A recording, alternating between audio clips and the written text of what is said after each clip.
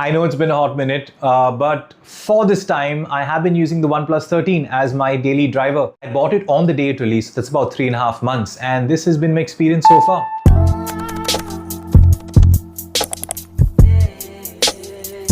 Now, I bought the full fat one, the top of the line, the 1TB memory, 24GB RAM. I'm going to try and make this video as crisp as possible. So this is going to be divided into 4 parts. Things that I absolutely love, things that are good, things that could be better, and things that I absolutely hate about the device. Let's start with the negatives first because those are quite few compared to the positives. So things that I would absolutely hate and I would change if I had any say in the design of the OnePlus 13. Number one is the material of the back. Now it comes in 3 flavors, blue, white and black. The top of the line one, the one that I bought, only comes in the black one. The blue color, however, comes with this faux leather material, which I think is a far better material compared to the glass back. And I wish the black one would come in the faux leather material as well, because less scratches, less prone to breakage. But yeah, I would have probably changed that. The second thing I would change is the not so flat screen. They are trying to do away with the curved screen slowly and steadily like Samsung did over the last few years. But I would love it if they would have just made it a flat screen right from the get-go. Like the iPhones or like the Samsung S25 Ultra right now. It's not as curved as last year. It's like the 2.5D curve, but a flat screen would kind of help you put a tempered glass rather than a flexible screen protector. Yeah, so the 2 things I would absolutely change and I hate right now. Things that could be better are, number one, I'm going to start with the camera. It's an okay camera, and all the shots that you see, all the headshots, all the A-rolls that you see right now are shot from the OnePlus 13. It's not bad at all. It's definitely not better than the competition. For example, iPhones help you shoot in cinematic mode that kind of gives you that blur effect. You can kind of reduce the f-stop on the OnePlus 13, however, it restricts you to 1080p, and I think 4K is kind of now the standard. If I want to shoot in 4K 30 right now, I can't reduce the f-stop. For example, this is what it would look like if I would shoot in that sweet f1 point whatever with this little blur background, and I think this looks nice, but this restricts you to 1080p and not 4K. There are small things like this that kind of take the camera from, like, it could have been an S tier, but it's like an A tier or B plus rather. The other thing that could be better is MagSafe. I would love to have used this phone without a case completely, but one of the only reasons I use this phone with a case is because it adds MagSafe capability to the phone. Like the iPhones, if it would kind of make it MagSafe compatible within the phone itself, I wouldn't use a case at all.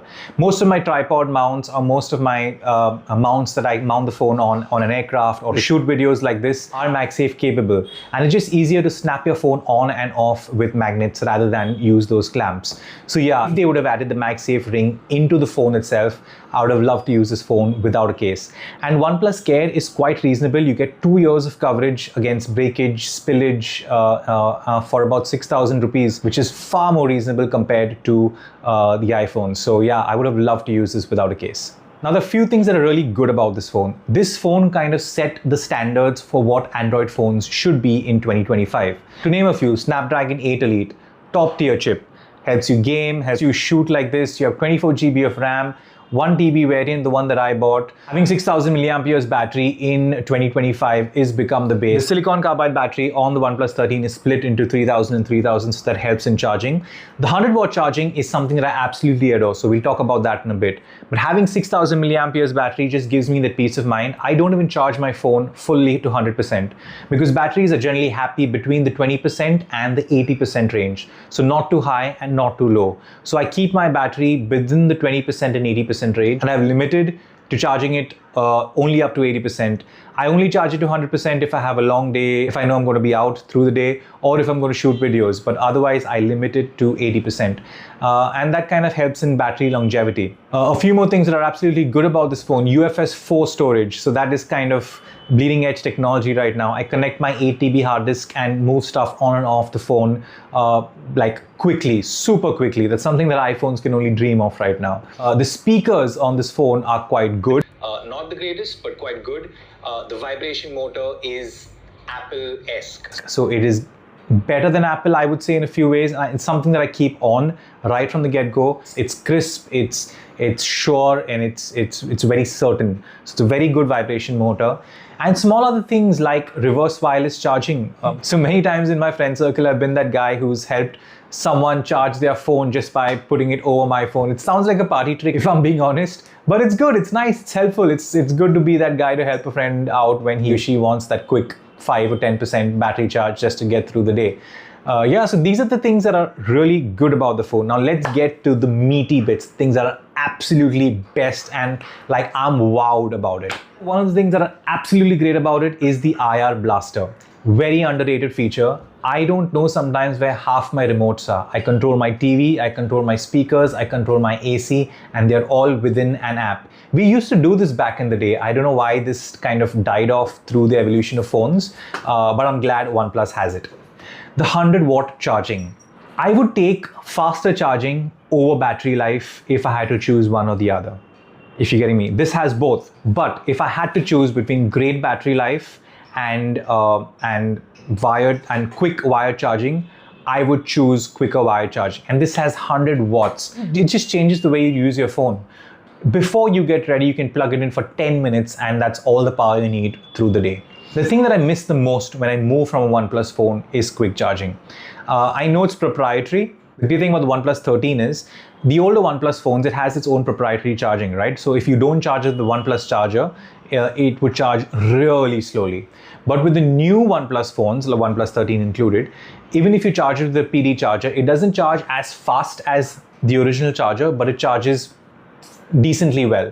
You can get by on those few days where you can charge it with a friend's charger if you have not carried your charger. What I've done is bought this adapter from OnePlus. It has a USB-A and a USB-C slot. So with the USB-A slot, I charge my OnePlus phone, and with the USB-C slot, I can charge any other PD phone, my spare phone, my laptop. So all I need is this one adapter and that charges all my devices. One of the most underrated features about the OnePlus 13 is share to iPhone.